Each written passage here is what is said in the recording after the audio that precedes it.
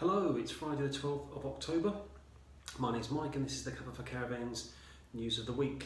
Obviously the countdown is on for the NEC show in Birmingham. That's the 16th to the 18th of October, so that starts next week with I think it's about 370 different stands in all the I think it's 3 halls there. So if you want to keep up to date with the NEC show, that's on Twitter, it's at NEC Caravan Show. I'm sure there'll be a massive event. I've seen lots of it on Twitter already. What else have we been looking at this week? I've seen some very good guides for caravanners. Our bucket list lives. I've done a printout, which is handy for someone like me who can be quite disorganised on those things. So if you want to have a look at that, that's on their Twitter handle. And also the Tin Box Traveller. I have done an essential guide for things to take away for first-time caravanners. So that's at Tin Box Traveller.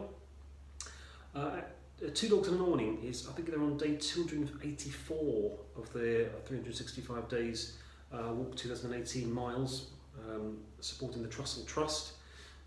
That's supporting UK food banks. So you can have a look at their updated blog. That's at 2 Dogs Awning. What else are we looking at? There's a very interesting YouTube video of a tour around a Bailey Unicorn S4. That's at Tin Tenter. So that Twitter handle is at TN10TER.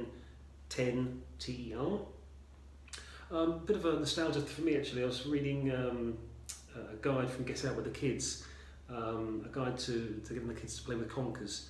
So that took me back quite. It was an excellent article. So that's at Get Out Kids. Really fascinating article if you fancy a bit of nostalgia. And also just had a look at Shades Shelter. They've got a competition running to win a cooler bag and a cheese plate. And that finishes on the 18th of October, so if you want to get onto that, that's on their Twitter handle at Shades Shelter. Obviously half term's coming up in the next few weeks, so we'll have a few guides, things to look out for half term.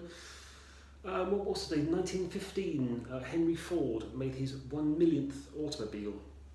And also today apparently is World Egg Day. So if anyone's had any eggs this morning, well done, because it is World Egg Day. Have to find some eggs to have this evening. So lovely, have a great weekend everyone.